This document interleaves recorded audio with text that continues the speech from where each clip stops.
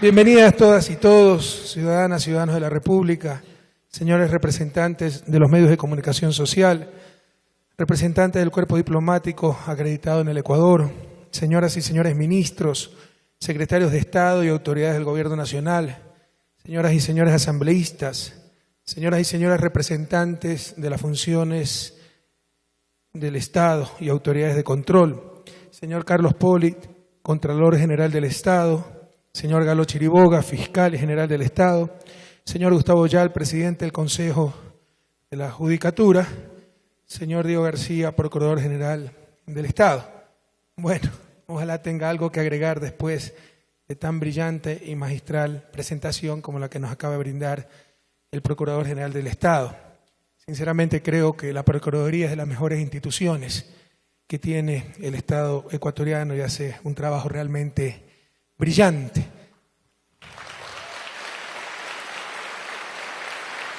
Lastimosamente, nos desenvolvemos en un orden mundial que, como siempre digo, no es solo injusto, es inmoral, donde la razón, el derecho, la justicia, alguna vez es un detalle irrelevante. Y pareciera ser que, como dijera Trasímaco hace 2 milenios, la justicia es tan solo la conveniencia del más fuerte.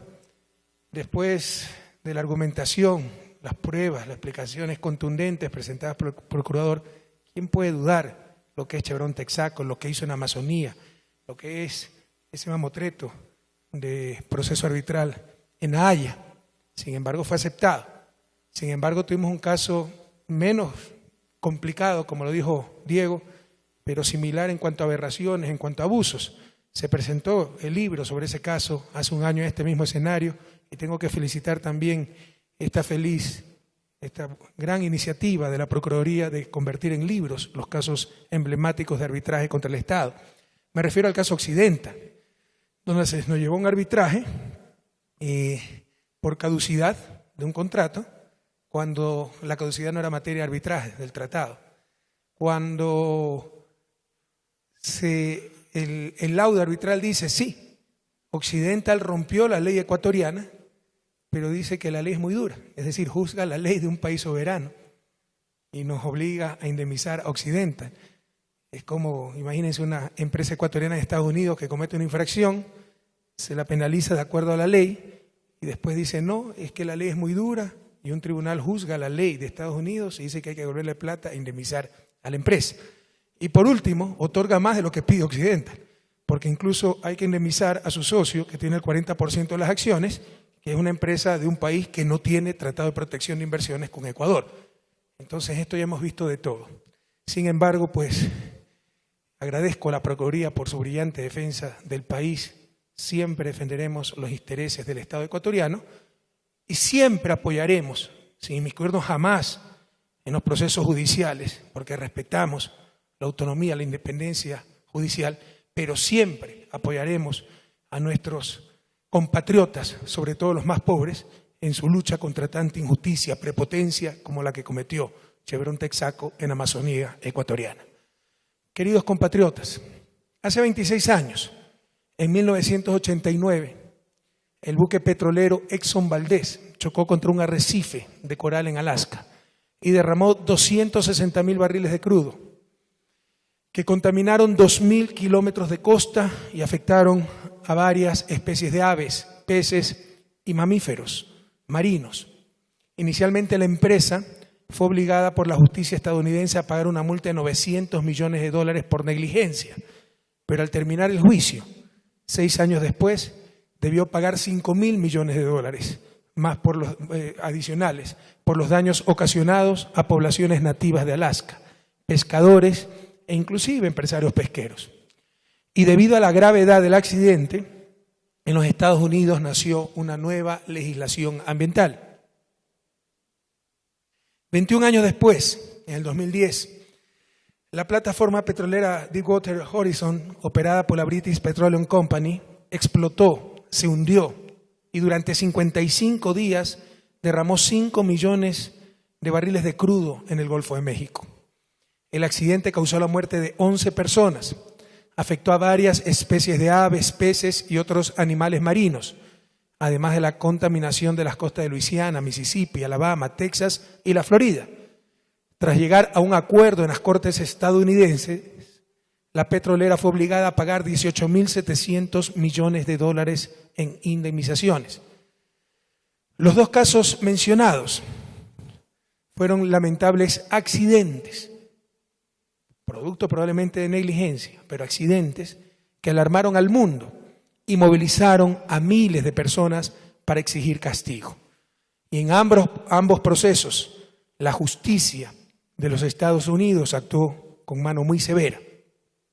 En el Ecuador, en forma deliberada, no accidental, deliberada, durante 28 años, entre 1964 y 1992, la petrolera Texaco, luego comprada por Chevron, provocó un derrame de crudo que los expertos lo calculan en 85 veces más grande que el ocurrido en el Golfo de México y 18 veces más que el de Exxon Valdez en Alaska. Chevron Texaco lanzó a los ríos amazónicos 18.000 millones de galones de desechos tóxicos y contaminó al menos 5.000 kilómetros cuadrados de selva, sin incluir aguas superficiales y subterráneas. Pero además provocó afectaciones a la producción, al ganado y a la salud de los habitantes de la zona. Insisto, los casos de Exxon y British fueron accidentes, mientras que la acción de Texaco en Amazonía fue un crimen. Texaco lo hizo sabiendo el daño que provocaba, aprovechándose de la ausencia de controles que había en ese entonces en nuestros países. En aquel entonces ya existían técnicas adecuadas de exploración y extracción de crudo para proteger el ambiente y tratar adecuadamente los residuos. Pero esta empresa usó técnicas obsoletas, prohibidas en su propio país, con el único fin de ahorrar dinero, de maximizar las ganancias. Así perforó y operó más de 350 pozos de petróleo y arrojó a los cristalinos ríos amazónicos desechos de crudo, lodo de perforación y aguas tóxicas, además de otras basuras mortales. Alrededor del 90% de la población en las provincias de Sucumbíos y Orellana tiene un caso de cáncer en sus familias. Y según el grado de exposición o cercanía de los colonos e indígenas a las instalaciones petroleras de entonces, mayor es el número de enfermos en las familias. En estas zonas también hay un alto índice de abortos, infecciones en la piel, hongos, anemia, desnutrición, infecciones de vías urinarias, tuberculosis y problemas respiratorios. Pero tal vez lo más lamentable es que ninguno de los 10 gobiernos que tuvo el Ecuador durante los 28 años de operación de la petrolera Chevron Texaco hizo algo por evitar este ecocidio, y la empresa abandonó el país con total impunidad en 1992. Lejos de hacer algo para que Chevron Texaco asumiera sus responsabilidades por el desastre ocasionado, el gobierno de Yamil Maguad declara falsamente que la compañía ha remediado toda la contaminación ocasionada, y el 30 de septiembre de 1998 firma el acta de liberación de Texpet, donde textualmente se dice, cito, el gobierno y Petroecuador proceden a liberar, absolver y descargar para siempre a Texpet, Texas Petroleum Company, Compañía Texaco de Petróleo de Ecuador S.A., Texaco INC, y a todos sus respectivos agentes, sirvientes, empleados, funcionarios, abogados, indemnizadores, garantes, herederos, administradores, ejecutores, beneficiarios, sucesores, predecesores, principales y subsidiarias de cualquier demanda o reclamación del gobierno de la República del Ecuador,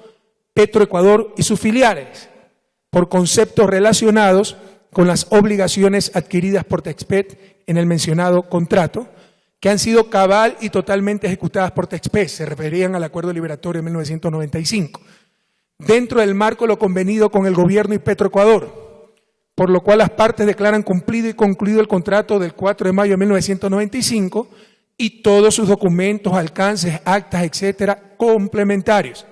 Cierro cita. Esta falsificación ideológica es firmada por el lado ecuatoriano, por Patricio Rivadeneira, ministro de Energía y Minas, Ramiro Gordillo, presidente ejecutivo de Petroecuador, y Luis Albán Granizo, gerente de Petroproducción. Y por el lado de la empresa, por Ricardo Reis Vega, vicepresidente de Texpet, luego testigo de Chevron en el caso Rico, con el juez Kaplan en Nueva York, firma Rodrigo Pérez Payares, ecuatoriano, representante legal de Texpet.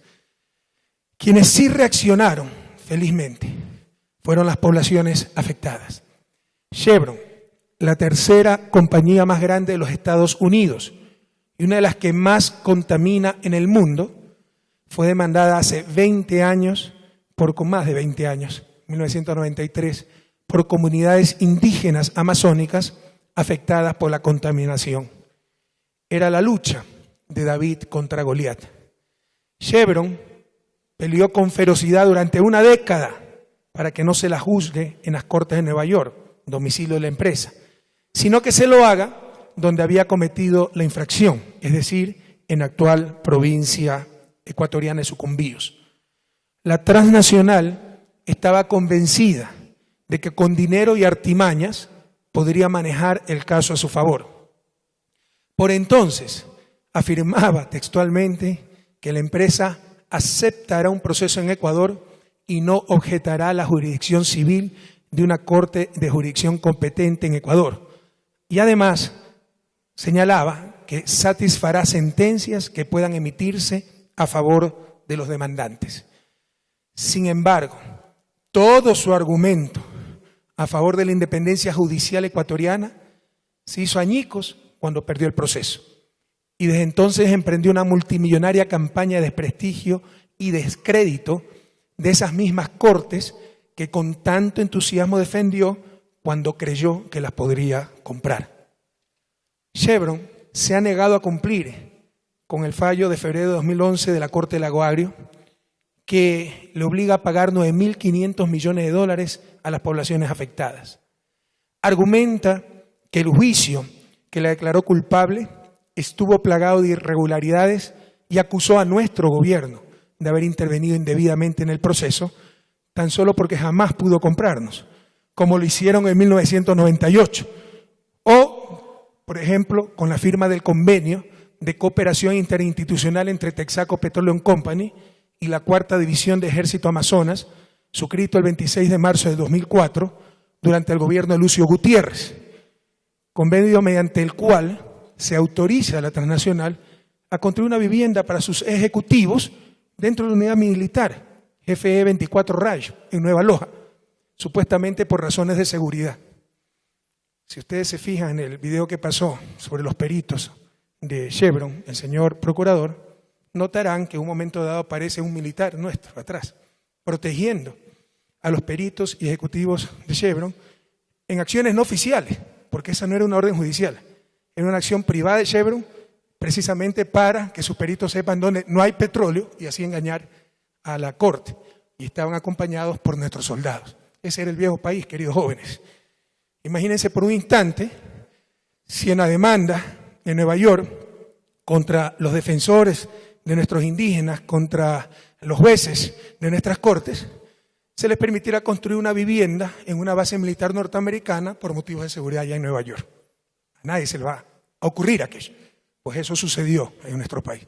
Se le da protección por parte del Estado, no a las comunidades, a los ejecutivos y funcionarios de Chevron, incluso vivienda en nuestros cuarteles militares.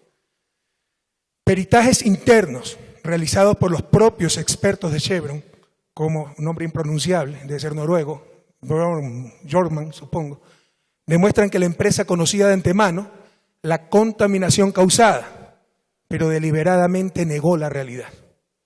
Fingieron una remediación ambiental, inclusive maquillando la selva para engañar a los peritos. En los 350 pozos que explotó la petrolera, hay 880 piscinas sin protección que receptan los residuos. Con un manejo adecuado, estas piscinas normalmente son recubiertas con un material aislante que evitan que los tóxicos propios de la extracción regresen a la tierra y contaminen las aguas superficiales. Chevron jamás utilizó aislantes Quisieron ahorrarse plata y sacrificaron la selva, los bienes y la salud de miles de ecuatorianos. Como se ha podido demostrar por videos entregados a la ONG Amazon Watch, uno de ellos lo acabamos de ver, por parte de funcionarios, fueron entregados por parte de funcionarios de la misma Chevron asqueados de la corrupción de la empresa. Para evitar que los peritajes en el juicio demuestren la contaminación dejada por Chevron, la transnacional contrató sus propios peritos para inspeccionar con anterioridad los diferentes sitios. La tarea de los peritos era localizar los lugares donde no había petróleo y así realizar peritaje exclusivamente en esos lugares donde no había contaminación. Es decir, la transnacional pretendió manipular las pruebas para eludir su responsabilidad judicial. Como ustedes conocen, como lo acaba de mencionar el señor procurador, Chevron demandó la nulidad de la sentencia emitida en Ecuador en las Cortes de Nueva York, utilizando la ley RICO, ley aprobada en 1970 en Estados Unidos a fin de desarticular organizaciones ilícitas como la mafia y los carteles criminales. Es la ley que Estados Unidos está aplicando para sancionar la corrupción en la FIFA. Es decir, aplica una ley antimafia para lograr la nulidad de la sentencia. El principal testigo de Chevron es el autoconfeso ex juez corrupto Alberto Guerra. Y qué vergüenza haber tenido esos jueces, mi querido Gustavo. Felizmente esas posibilidades se minimizan con la reforma judicial, donde ahora los jueces se eligen por concurso de merecimientos, transparencia, puede haber impugnaciones, etcétera. Pero la verdadera vergüenza para el país no es lo que dijo un corrupto, sino que ese corrupto haya sido juez de la patria. Cuando ustedes comparan con un jurisconsulto como el procurador, pues ven la inmensidad, la gigantesca diferencia. Gracias a Dios, pues, tener jurisconsultos como nuestro procurador y tantos otros, pues, nos da esperanza frente a corruptos mediocres como un Alberto Guerra, quien vive en Estados Unidos, mantenido por la transnacional, con su familia, sus hijos, sus nietos, y quien fuera además asesor de la asambleísta amazónica Magali Orellana, justo en la provincia de Orellana, una de las más contaminadas, y también asambleísta por el partido Pachacútec. Otro testigo clave fue Vladimiro Álvarez Grau, quien por su odio a nuestro gobierno manifestó en la Corte que en Ecuador no existen decisiones judiciales sin influencia política, apoyando la tesis de Chevron de una supuesta injerencia política en el juicio. Esto no es solo falso testimonio, mintió, no es verdad, sino una verdadera traición a las comunidades amazónicas y a su propia patria. La historia nos juzgará. Cabe recordar que Álvarez Grau fue el ministro de gobierno de Yamil Maguad, el mismo gobierno que trató de dejar en impunidad a Chevron. De forma inaudita y en base a estos testimonios tan dudosos, el juez Kaplan, con sentencia de marzo de 2014, deja sin efecto la sentencia de una corte de un país soberano, bajo el argumento de que ésta había sido obtenida por medios fraudulentos. La realidad, como ya lo mencionó el señor procurador, es que no hay pruebas de irregularidades. No hay ni una sola prueba de que el gobierno ecuatoriano hubiera intervenido en la querella y no lo podrá ver, porque no es verdad, como dice aquel juez neoyorquino. Lo único evidente es que probablemente por primera vez un gobierno ecuatoriano no se vendió a Chevron. La absurda sentencia del juez Kaplan se encuentra en estos momentos en apelación. Sin embargo, todo esto se trata de una barbaridad jurídica, pero es un caso entre actores privados que no involucra directamente al Estado ecuatoriano. Pero como represalia contra el país, la transnacional inició una campaña mundial de desprestigio al sistema de justicia, al gobierno y al país en general.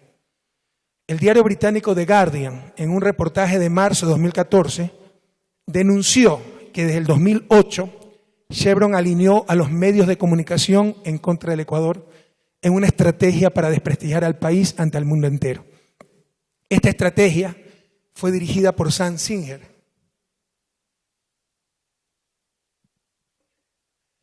personaje conocido como The Fixer, el que arregla, un experto en ocultar malas prácticas empresariales. Este personaje asesoró a Chevron para desacreditar al sistema judicial del país, calificándolo como corrupto.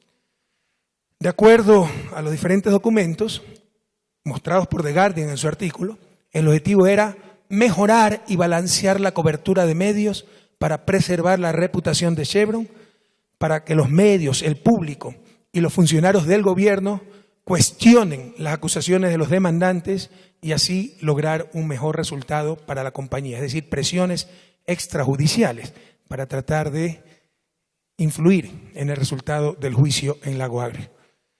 La campaña también apuntaba a presentar al Ecuador como un país con libertad de expresión amenazada, un país con alianzas peligrosas para la región, como con China, Irán, Rusia.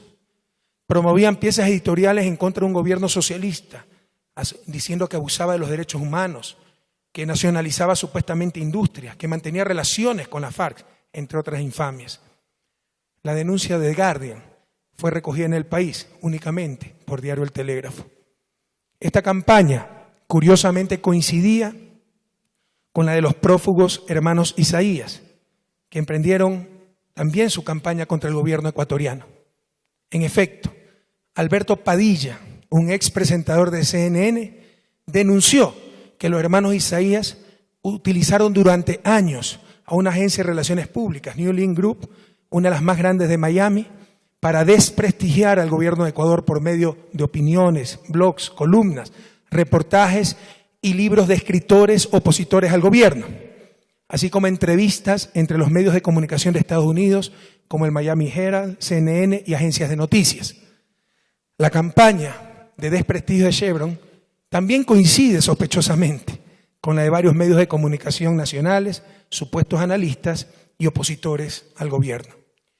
Chevron ha contratado por lo menos 12 diferentes empresas de relaciones públicas y de cabildeo para promover sus esfuerzos en disminuir las alegaciones que por las comunidades indígenas en el Ecuador, las alegaciones presentadas por las comunidades indígenas en el Ecuador.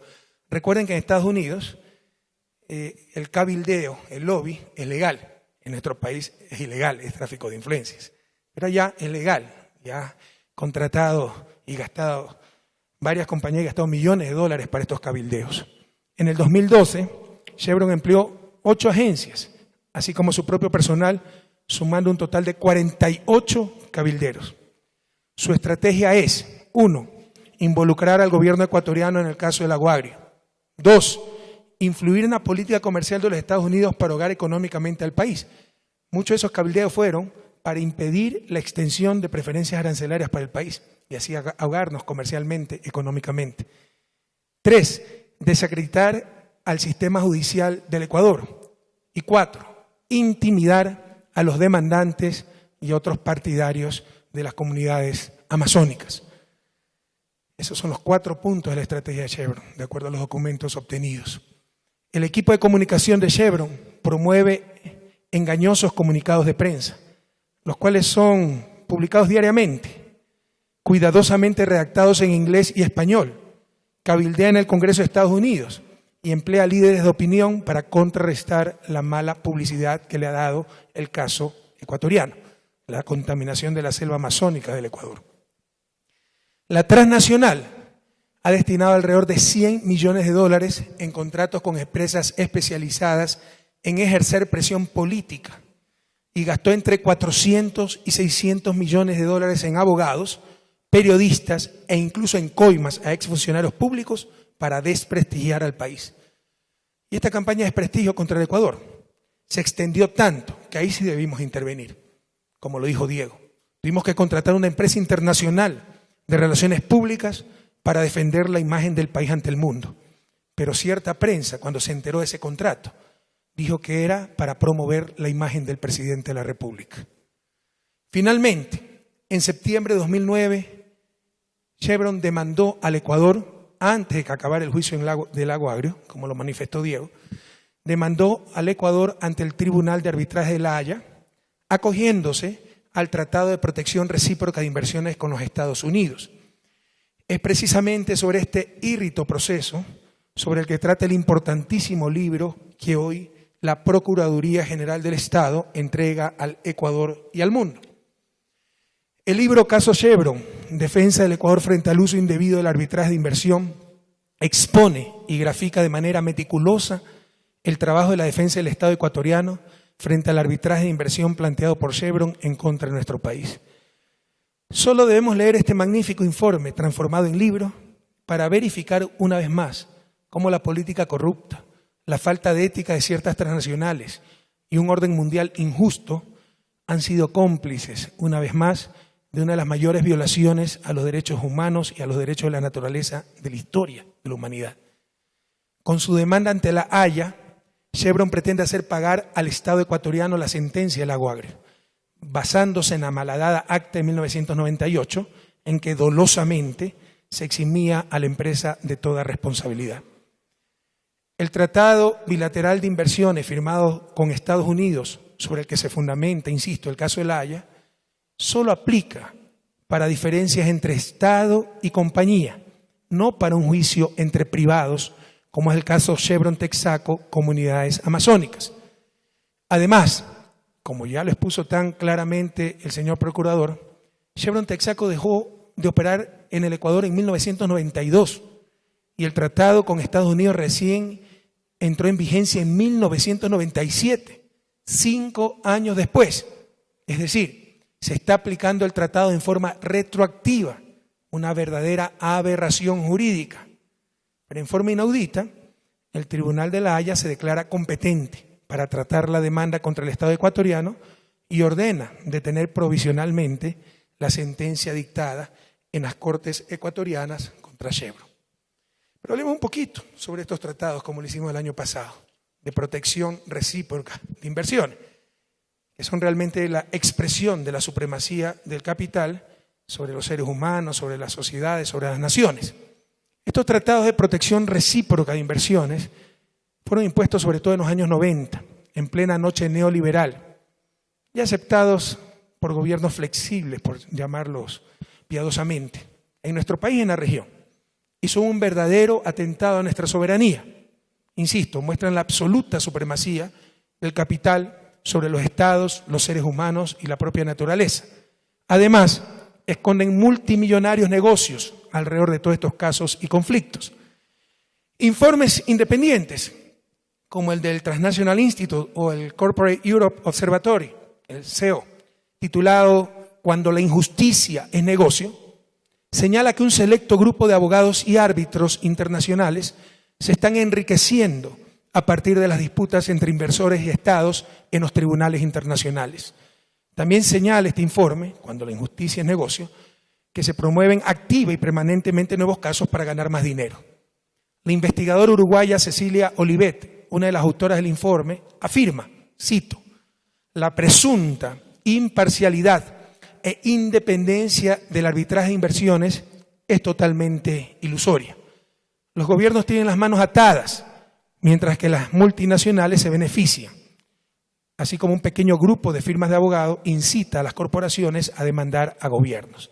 Cierro cita. La investigadora asegura que, nuevamente cito, un grupo de árbitros usa su influencia para garantizar que las normas del sistema no dejen de beneficiar a los inversores y las demandas contra gobiernos sigan generando millones de dólares. Cierro cita. Y esto es realidad. Por ejemplo, el argentino Horacio Griguera Naón, miembro del actual Tribunal de Arbitraje que conoce el caso Chevron contra Ecuador en La Haya, no solamente fue socio de la prominente firma de abogados inversores White & Case, sino que mantiene estrechos vínculos con el bufete internacional King & Spalding, actual patrocinador de Chevron en el juicio en el que actúa como árbitro. En el 2013, el gobierno ecuatoriano creó CAITISA, Comisión para la Auditoría de los Tratados de Protección Recíproca de Inversiones y del Sistema de Arbitraje Internacional en materia de inversiones.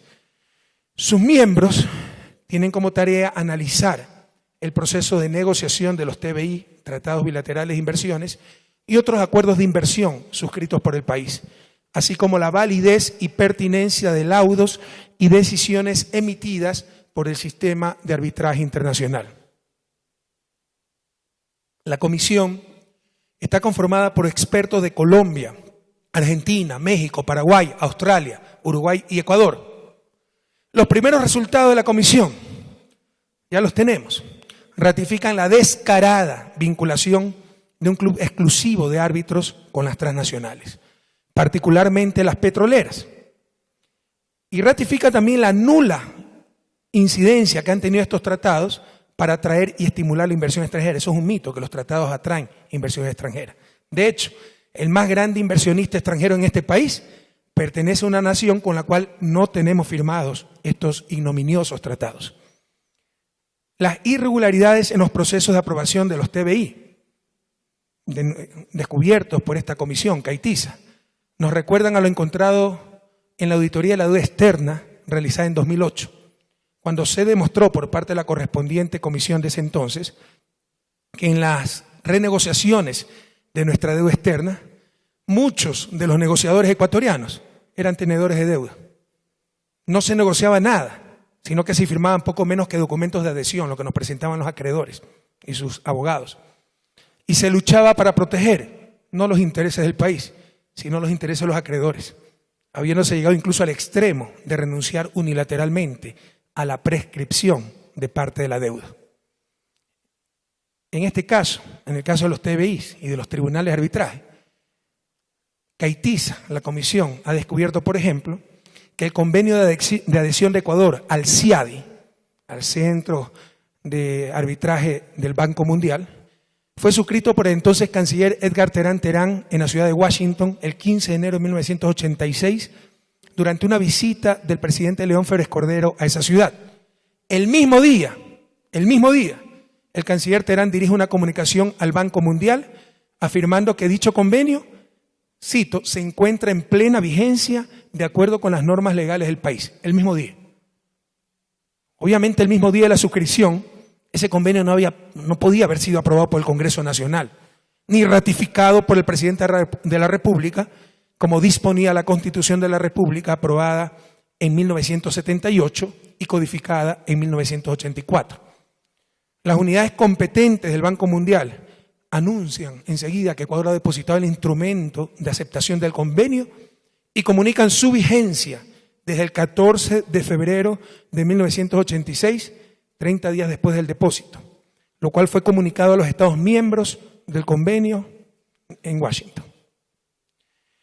El interés y persistencia de lo actuado por el canciller de entonces, Edgar Terán, a más del ambiente político de irrespeto a las normas que prevalecían en la época, se explica por intereses personales, toda vez que su estudio jurídico Terán representaba y continúa representando a empresas transnacionales como IBM y Merck, que demandaron al Ecuador ante el CIADI. Finalmente, el convenio de adhesión al CIADI fue aprobado por el Congreso Nacional para el 7 de febrero de 2001 y ratificado por el presidente de la República, Gustavo Noboa Bejarano, mediante decreto ejecutivo publicado en Registro Oficial 309 de 19 de abril de 2001. Es claro que solo a partir de entonces Ecuador habría estado vinculado al CIADI. Es decir, los TBI suscritos antes de 2001, que implican la intervención del CIADI no reconocido formalmente hasta entonces, tendrían, por decirlo menos, una dudosa validez. Y las controversias presentadas para arbitraje del centro adolecerían de falta del requisito de jurisdicción del mismo.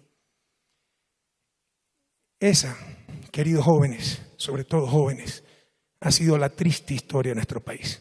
Historia que está cambiando y va a cambiar. Otro ejemplo de irregularidades es como 7 tratados, España, Rumania, Bolivia, Canadá, China, Rusia y Cuba, fueron aprobados en una sola sesión del entonces Congreso Nacional en mayo de 1997. Los tratados con Alemania, Francia y Gran Bretaña fueron aprobados por el Congreso Nacional sin que siquiera se diera lectura a su texto y sin que se llevara a cabo debate alguno. Así se aprobaban estos tratados en la larga y triste noche neoliberal. ¿Qué es lo que estamos haciendo como país para cambiar la historia, para evitar tanto abuso? Además de la auditoría mencionada a los TBIs, estamos negociando un nuevo tratado sobre transnacionales y derechos humanos desde nuestra misión ante las Naciones Unidas en Ginebra. La iniciativa fue encabezada por Ecuador y Sudáfrica y nuestro país fue elegido por unanimidad como presidente del grupo de trabajo y eso nos da la legitimidad y fuerza necesaria para avanzar. La COP21, la Conferencia de las Partes sobre cambio climático, que se realizará en París el próximo diciembre, es una nueva oportunidad para continuar promoviendo este tema, así como la Declaración de los Derechos de la Naturaleza. A nivel regional, impulsamos el Centro de Solución de Disputas, arbitraje, pero de la UNASUR, para no depender de tribunales como el CIADE o el mismo Tribunal de la Haya. También impulsamos la iniciativa de crear un observatorio del sur para los casos de arbitraje que afecten a nuestros países y al menos denunciar tantos abusos que se ven en estos casos. Queridos compatriotas, la presentación de este libro constituye un compendio histórico de hechos y argumentos a favor de la soberanía, del derecho de los pueblos y de los intereses del Estado ecuatoriano. Sus páginas reflejan el patriotismo y la incansable lucha por la justicia de nuestro equipo jurídico, liderado con firmeza y capacidad por el Procurador General Diego García Carrión. Reconocemos los méritos de nuestro Procurador y de cada miembro de su equipo. En nombre de la patria, muchas gracias, Diego, a ti y a todo tu equipo de trabajo, a todo ese personal maravilloso de nuestra Procuraduría. Nos sentimos orgullosos por su brillante defensa a favor de los intereses del Ecuador. Pero insisto, estamos peleando en cancha inclinada y con árbitro en contra. Muchas veces lo que menos interesa en estos tribunales y en un orden mundial tremendamente injusto es quien tiene la razón. Interesa más frecuentemente la conveniencia del más fuerte. Y estamos hablando de las compañías más grandes del mundo y la tercera más grande de Estados Unidos. Y a todos ustedes, compatriotas, hermanos de la patria grande, extranjeros viviendo en nuestro país, periodistas de los medios internacionales que realmente buscan la verdad, ciudadanos del mundo interesados por la justicia, la conservación de la naturaleza, la Pachamama, los invitamos a que visiten nuestra Amazonía, más allá de cualquier palabra, más allá de cualquier libro, más allá de cualquier argumento. Los invitamos a que visiten nuestra Amazonía y vayan a meter su mano en las centenas de piscinas dejadas por Texaco, para que saquen esa mano llena de residuos de petróleo, 20 años después de que la petrolera salió del país. Es la mano sucia de Chevron. Frente a la prepotencia y miles de millones de dólares de Chevron Texaco, frente a la infamia de esta empresa corrupta y corruptora, Ecuador seguirá utilizando el arma más letal que se haya inventado, la verdad. Felicitaciones, Procurador. Muchas gracias a todas y a todos. Y hasta la victoria siempre.